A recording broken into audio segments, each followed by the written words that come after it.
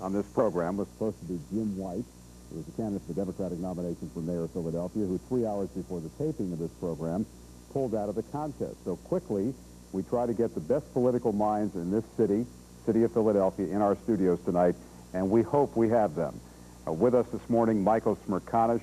Mike is a political analyst who has worked in several key Republican campaigns in the metropolitan area and statewide in the presidential campaign. Thanks for joining us, Mike. Thank you. Larry Seisler, who's also a political insider, who worked in the Wilson Good campaign in 1987. We also wanted him to stay out of this contest.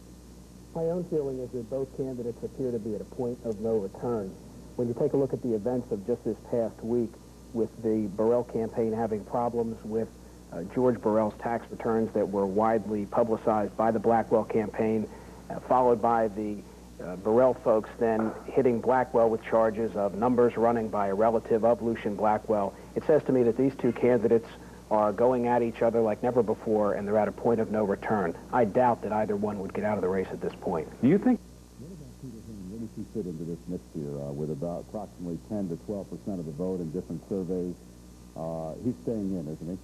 Hearn is staying in, and Hearn is running, I think, an increasingly effective campaign. He's on television right now with a new batch of commercials that I think are the most effective that he's run to date.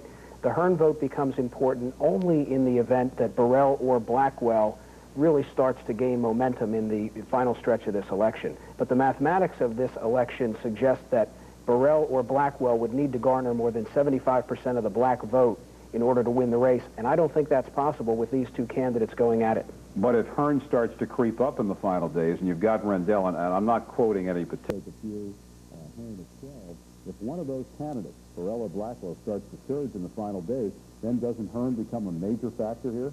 Absolutely. Hearn does become a major factor in that situation. Hearn's everything.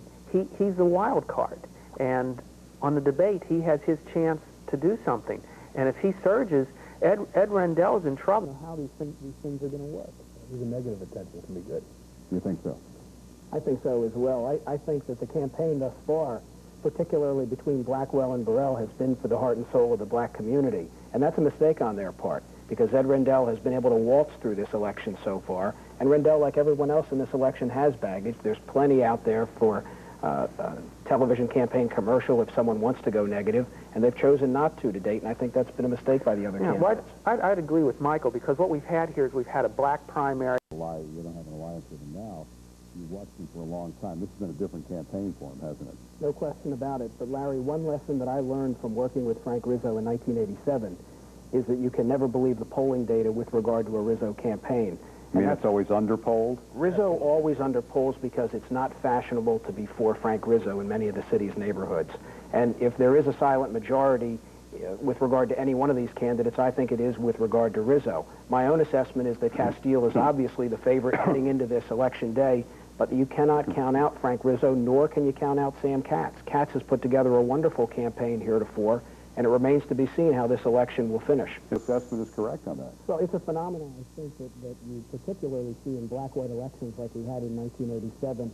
But Rizzo has always outperformed his polling data, and that's why I say you just can't count him out in this election. Yeah, that happened 4 years ago with the exit polls.